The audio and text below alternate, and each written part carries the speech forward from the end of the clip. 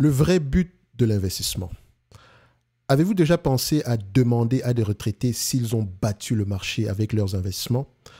Cette question a été posée par Jonathan Clements. Jonathan Clements ici qui est l'auteur du blog. Le blog s'appelle Humble Dollar. Allez-y le lire. Ce qui est bien, c'est que Jonathan Clements, c'est quelqu'un qui aujourd'hui fait face à ce qui va tous nous arriver, ce qui nous arrivera tous sur cette terre, à savoir la mort. Et il en est pleinement conscient. Donc, en date d'aujourd'hui, il pense plus à ce qu'on appelle la succession.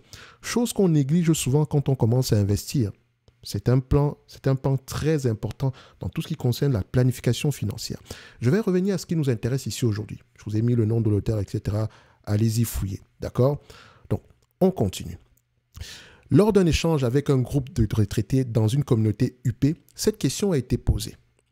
Les réponses furent variées. Certains dirent oui, d'autres non. Et la majorité avoua ne pas vraiment savoir. La question était, avez-vous battu le marché au fil de vos années d'investissement ici pour arriver là où vous êtes aujourd'hui? Parce que, rappelez-vous, on est dans une communauté UP, le genre de communauté où pour avoir le droit d'y vivre, il faut avoir plusieurs millions en termes de patrimoine. Donc, comme vous l'avez vu tantôt, certains ont répondu oui, d'autres non. Et la majorité avoue ne pas vraiment savoir. C'est très fou. Mais l'un d'entre eux trancha avec une simplicité frappante. Et je cite, « Qui s'en soucie? Tout ce que je sais, c'est que mes placements m'ont permis d'arriver ici. » Cette phrase, prononcée sans prétention, résume à elle seule une vérité essentielle sur l'investissement.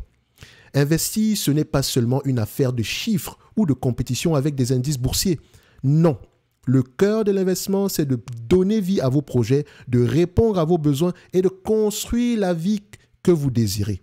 Je répète, le cœur de l'investissement, c'est de donner vie à vos projets, de répondre à vos besoins et de construire la vie que vous désirez. Que vous rêviez d'une retraite paisible, d'un voyage autour du monde ou d'un avenir sécurisé pour vos proches, vos placements doivent avant tout refléter vos priorités. Revenons à ces retraités. Leur réponse désinvolte à la question du marché battu, entre parenthèses, pourrait surprendre les amateurs de finances obsédés par les performances.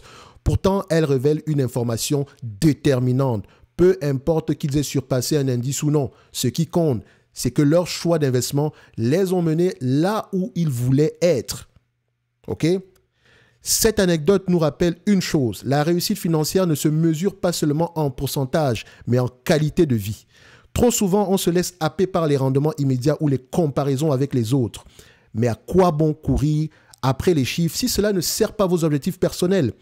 En recentrant votre stratégie sur ce qui compte, ce qui vous tient à cœur, vous gagnez en clarté et en sérénité. Les hauts et les bas des marchés deviennent secondaires face à la certitude que vos placements travaillent pour vous.